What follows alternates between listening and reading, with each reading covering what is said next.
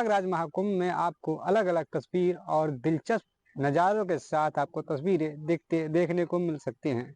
मैं इसमें मौजूद हूँ ऐसे ही अखाड़े में। सबसे पहले महाराज जी आप ये बताइए अपना नाम और अपने अखाड़े का नाम बताइए? मेरा नाम है स्वामी गोपालानंद जी महाराज। अब मेरे मैं जहाँ बैठा हूँ इसका नाम है संत मत सनातन अखाड़ा। ये अखाड़ा कितने सालों से पुराना है?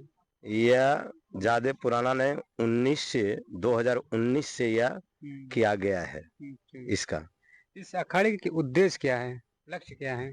लक्ष्य है कि लोग इसमें जुड़े और आकर के अपना पुण्य का भागी बने, और जो है कि यहाँ ज्ञान ध्यान की शिक्षा ले, योग की शिक्षा ले।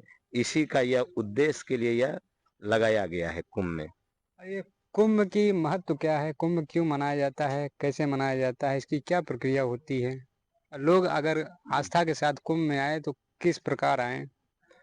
इसकी जो प्रक्रिया है, ये कुंभ के जो कि भागवत पुराण में शास्त्रों में जो लिखा गया है, देवता और दानव में जब लड़ाई ऐसी उतनी तो विस्तृत करना मुश्किल है, लेकिन मुख्य रूप से इसका यही है, देवता और दानव में लड़ाई हुई, और लड़ाई होने के बाद भगवान विष्णु की परामर्श से यह समुद्र मंथन किया गया।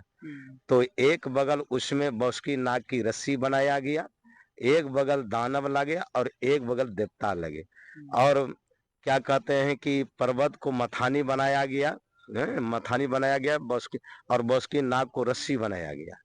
तो उसमें क्या हुआ, दो उस मंथन से जो 14 रत्न निकला, उसमें 14 रत्न में बहुत तरह से रत्न है, लेकिन मुख्य रूप से उसमें विशेषता है अमृत का।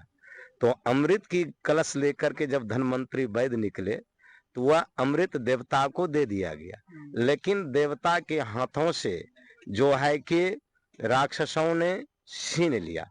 जो कि शुक्राचार्य की जो शिष्य थे उन्होंने छीन लिया, और छीनने के बाद दोनों में भयंकर युद्ध हुआ।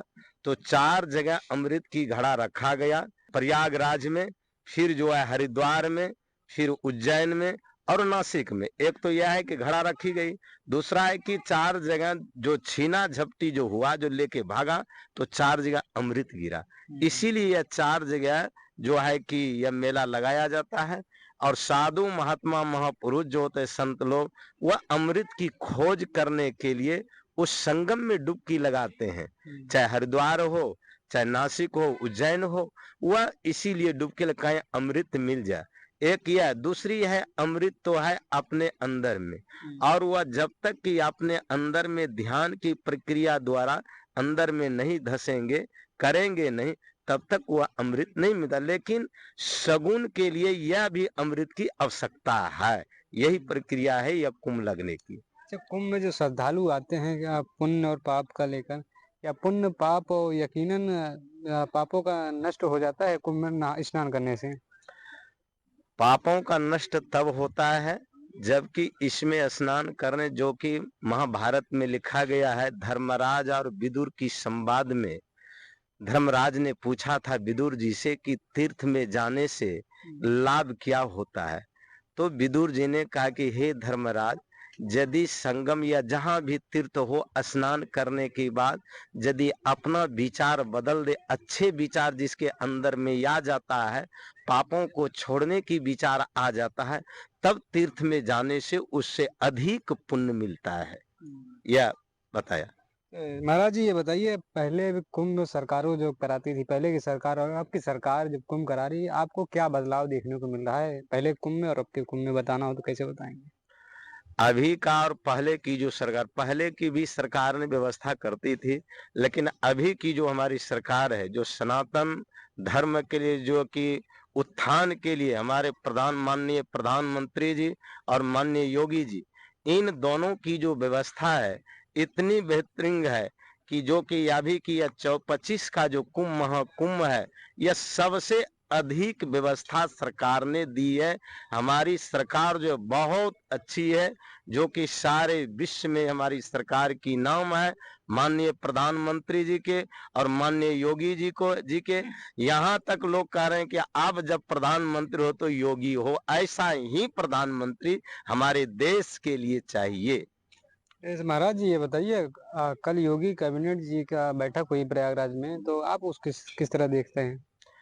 वह हमारे माननीय योगी जी बार बार आते हैं ये देखने के लिए कहीं हमारे में कहीं व्यवधान नहीं हो जाए मेला में, इसलिए सबों की समीक्षा लेते ठीक से काम हमारे उनकी जो है कि कर्मचारी ठीक से काम करते हैं कि नहीं, इसलिए बार बार अपने से जोगी आते हैं अपने समीक्षा लेने के लिए कि ठीक सुचारू रूप से यह चले, कहीं गड़बड़ ना हो, कोई कुछ कर ना दे मेला में। इसीलिए सेना और सारी व्यवस्था अपने से हैंडल हमारे माननीय योगी जी ने कर रहे हैं। क्या आप मानते हैं कि कुंभ की व्यवस्थाएं सही है कि नहीं है अभी? बिल्कुल, हमें तो लगता है कई कुंभ मैंने आया हूँ, नहीं आया हूँ सोने, पहले भी आया हूँ, लेकिन अभी जो व्यवस्था है, सबसे बेहतरीन व्यवस्था हमारी सरकार ने किए हैं, दोनों ने मिल कर के, बहुत बेहतरीन व्यवस्था है। क्या लगता है भारत रामराज की ओर बढ़ रहा है कि नहीं? भारत जो हमारी जो देश है, भारत, यह राम राज की ओर पग रख चुका है और यह हमें लगता है आगे आने में राम राज आएगा।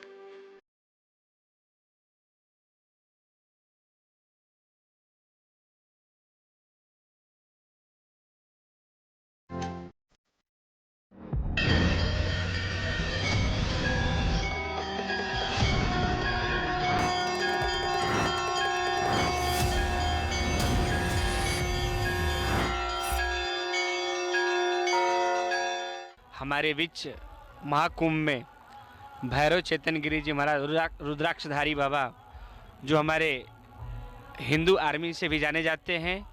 आइए, अभी हमारे सनातन में हिंदू राष्ट्र के लिए पूरी घोषणा सभी लोग संत महाराज लोग चर्चा में है और अपने रुद्राक्षधारी जो भी आर्मी से भी हैं बाबा के, इससे हम कुछ अपना जानना चाहेंगे। ओम नमो नारायण। मैं हूँ भैरव चेतन गिरी रुद्राक्षधारी, सनातन धर्म में हिंदू आर्मी से। मेरा एक संदेश है, नवयुवक जो भविष्य है देश का, उनको सबके लिए, कि जो अपने माता पिता की सेवा से बिछड़े हुए हैं और जो सनातन को नहीं पहचान रहे हैं, जो भूले हुए हैं कि उनके अंदर एक अनुपम शक्ति है, फिर भी वो उसको जागृत नहीं कर रहे हैं और अपने पथ से भटक गए हैं।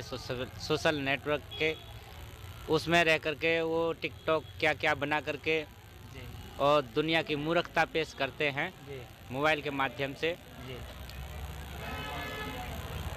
जिसका प्रचार करना चाहिए, सनातन धर्म का प्रचार करना चाहिए, उसकी जगह वो उल्टा सीधा कुछ भी बना करके उसमें टिकटॉक में भेजा करते हैं, इंस्टाग्राम में डालते हैं, फेसबुक पे डालते हैं, यूट्यूब पे डालते हैं। उन सब की जगह उनको सनातन धर्म का प्रचार करना चाहिए। जो हमारे देश में अत्याचार हो रहा है, जैसे हमारे बांग्लादेश में ही, जी महाराज हमारे बांग्लादेश में ही हमारे भारत का हिस्सा है, हमारा भारत है जी, उसमें हमारा हिंदू राज्य होना चाहिए वहाँ पे। और नवयुवक पीढ़ी के लिए संदेश ये है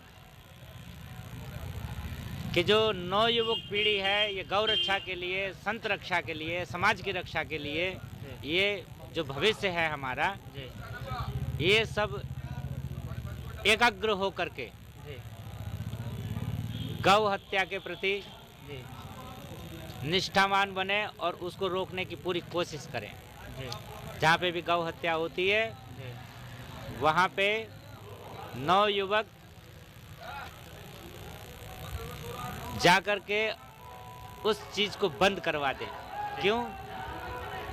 कि हमारे भारत में गौ हत्या मान्य नहीं है। गौ हमारी माता है, हमारी गौ माता के अंदर 33 कोटि देवी देवता वास करते हैं, जिसका दूध से लेकर के गौमूत्र तक जैसे मतलब कि सब अमृत बताया गया है, जिसके गोबर से आंगन लीप करके शुद्ध किया जाता है, भगवान की स्थापना की जाती है वहाँ।